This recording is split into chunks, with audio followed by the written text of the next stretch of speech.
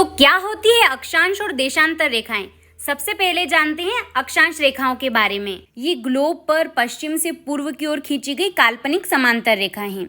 अक्षांश रेखाओं की कुल संख्या 179 है यदि ध्रुवों को बिंदु माना जाए, और कुल अक्षांश कोण 181 है।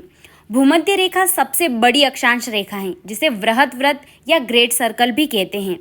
दो लगातार अक्षांश रेखाओं के बीच की दूरी हमेशा समान होती है, जो 111 किलोमीटर। इस क्षेत्र को कटिबंध या जोन कहा जाता है। प्रमुख रेखाओं की बात करें तो 23.5 डिग्री उत्तर में कर्क रेखा और 23.5 डिग्री दक्षिण में मकर रेखा है। वहीं 66.5 डिग्री उत्तर में आर्कटिक वृत्त और 66.5 डिग्री दक्षिण में अंटार्कटिक वृत्त हैं। कर्क रेखा भारत के 8 राज्यों से गुजरती है। अब आते हैं देशांतर रेखा पर।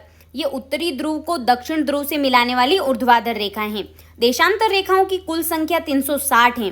दो देशांतरों के बीच की दूरी ध्रुवों पर 0 हो जाती है और भूमध्य रेखा पर सबसे ज्यादा 111.32 किलोमीटर होती है।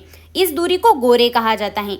0 डिग्री देशांतर को प्रधान मध्याह्न रेखा कहते हैं, जो लंदन के ग्रीनविच से गुजरती है। यहीं से पूरी दुनिया का मानक समय तय होता है। भारत का मानक समय 82.5 डिग्री पूर्वी देशांतर से लिया गया है, जो ग्रीनविच समय से 5 घंटे 30 मिनट आगे है।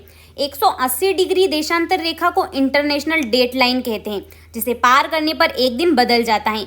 इसे प्रशांत महासागर में टेढ़ा मेढ़ा खींचा गया है ताकि एक ही देश में 2 तिथियां न हो। संक्षेप में कहें तो अक्षांश रेखाएं किसी स्थान का तापमान और जलवायु बताती हैं, वहीं देशांतर रेखाएं समय और तिथि का निर्धारण करती हैं। अब आप मुझे कमेंट्स में बता दो, भारतीय मानक समय रेखा भारत के कितने और कौन कौन से राज्यों से गुजरती है।